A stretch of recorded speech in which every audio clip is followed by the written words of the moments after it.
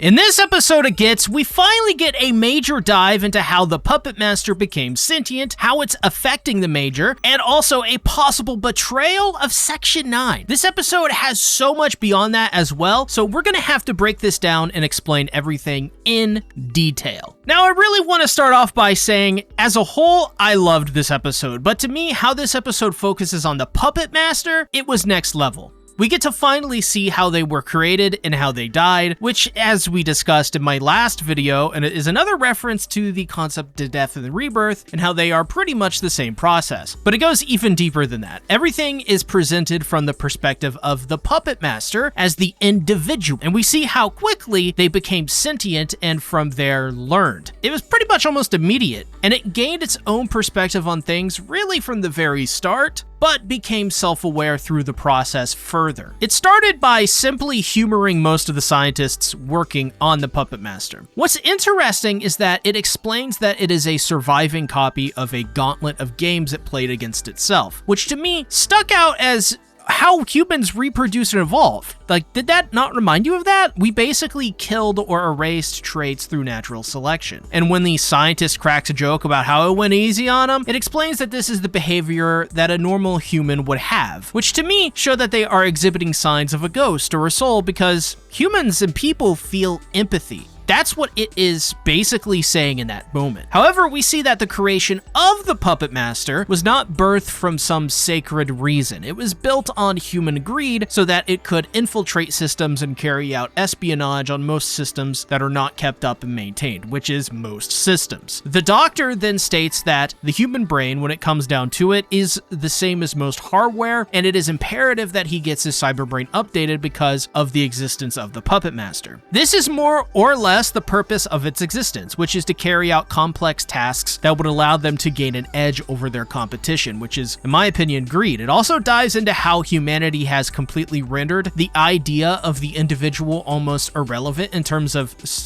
basic stuff like privacy, because when machines can simply interface into organic matter, which as we saw in the beginning of the series, they were successful in making organic chips, things such as matter almost become irrelevant entirely. It now is down to the sole individual which resides in that organic matter. The complexity of the soul and the ghost and what it represents, which is to say, as the Puppet Master put it themselves, they are Gestalt, and thus cannot be broken down into simple parts or pieces, yet this is what humanity basically is doing. Whittling away all of the bone to strip it down to what really is beneath it all. We see Section 6 planned all of this out from the start by using the Puppet Master. Success or failure, really the genesis of this was to simply pin all of it on Colonel Mao's with the platinum stuff, which they were successful in doing so. So, given the freedom to do as they please in regards to completing this mission, we see how the Puppet Master hacked into all of the pawns that we've seen throughout the initial episodes and hunt for the Puppet Master. This shows how they were able to manipulate their way into a near perfect situation, but of course it put too much attention on itself and thus was able to be tracked down over time and eventually captured, leading to its death. But we also get to see how the Major plays into this. The Puppet Master took one look at that ass and just knew it had to be free. Joking aside, the Puppet Master clearly saw the Major, and then based on how it reacted to Section 6, that it made up its own mind. It would never be free to live as it pleased, and knew that the Major would be a major key to it breaking free. We see another scientist make conversation with the Puppet Master. It talks about such things as sentience and God, basically telling them that even if it were sentient, that it would only say that because it would be programmed to, which is really more or less a cover for it. This goes even further when Dr. Willis plans to install it with a chip that would essentially enslave it and take away its personality. The Puppet Master, hearing this, decides that Dr. Willis cannot let him take away their individuality. So it breaks through its barriers and interfaces with pretty much the free net here. It then proclaims itself a ghost, meaning it is a person, an individual, and existence with a soul. And just as soon as the Major finishes witnessing its birth, she is pulled out before it could witness its and her own death and rebirth. That is basically half of the episode, and it was incredible. But it actually is,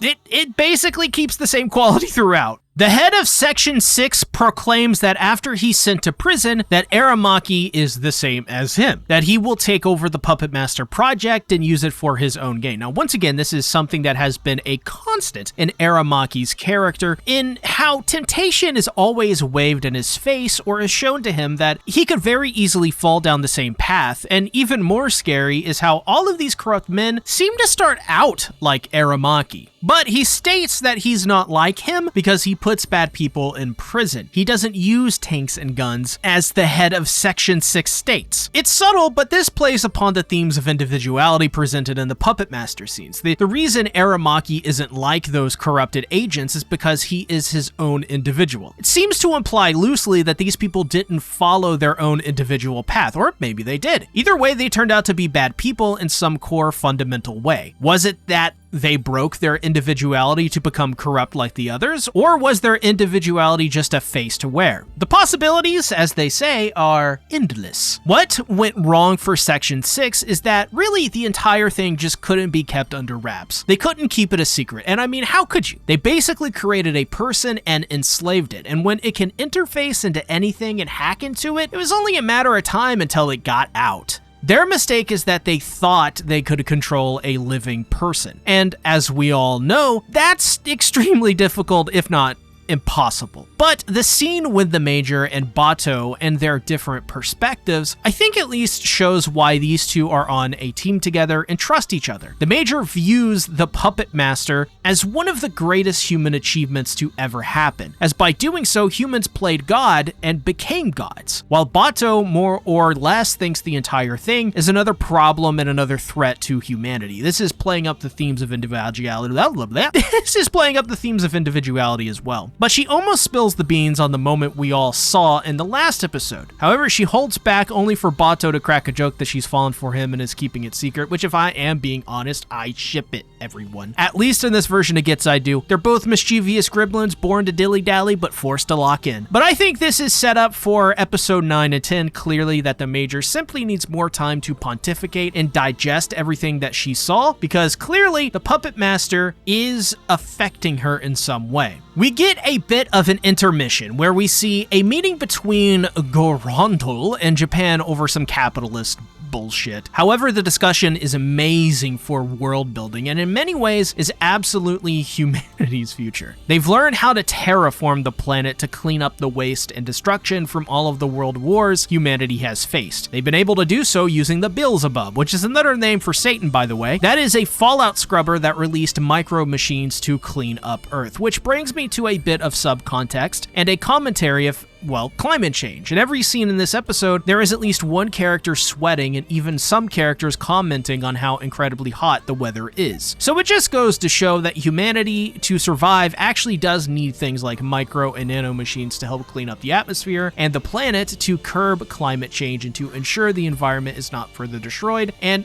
in some cases, possibly even restored. Besides that, there are post-Civil War guns on the black market that is both too new and too unknown to be from a source that they're suspecting, or should suspect, I should say. Ishikawa then asks an office worker about the Bentons and how they're sitting back waiting for Section 9 to clean up their mess. We then see one of the most blatant shots, which, just so happens to be the second shot of the Major's ass, and the source for the most iconic boat scene between the Major and Batou in the 95 film. I also like how, as we see these cheeks of Major, it says brain drain, which is probably about 50% of the audience after seeing so much of her ass, which is probably an easy way to figure out as well if you are truly a ghost in the shell. Are you attracted to the Major's ass? Good, you're a human being with a soul, which is to say that to define a human soul is the same as Major's ass. Another way as well is, of course, by joining my Discord server, a safe and chill server for all, no matter who you are. The crew then meet up to hunt down their mark as they are forced to go in through the ocean, which Batou is funnily enough scared of. I also like the touch of putting the operator in a swimsuit. I don't know why, but anytime I see an operator, I feel like they're much too cute for this world. I think we should put them in a fun series like Ron Mahaf or something. But when the operator says that she wouldn't dream of it, she then clearly remembers her time with the Puppet Master and how machines can't dream, which causes her to think for a moment she may be sentient. but chooses to push it out of her head and continue with the mission in the icy blue depths with her fat ass. But as the Major puts it, she's now sensing the presence of the Puppet Master, which is fitting as this is the ocean, likely where humanity too was born, just like how it was born in a sea of information. The op is then commenced with them taking down their targets before their main target arrives, and the Major unloads on him before he can pull his gun on her. But the Major seems different, more solemn, maybe even sad. Batou says that she's been acting like this since the Puppet Master incident, as they brain dive into the target's AI and see an image of their own foreign minister, meaning their simple mission has turned into a very big one really quick. Aramaki then sees on TV an image of Motoko killing the perp nearly in real time, causing Aramaki to rush out of the car. To simply put, it seems as if Section 9 has been set up, either by their political enemies in Section 6 or maybe by an unknown force. It's also very clear that the influence on the Puppet Master is still being felt, which is why I broke down the Puppet Master's death and what their character actually symbolizes. Hint, it's a gestalt. Make it a great day or not, the choice is yours.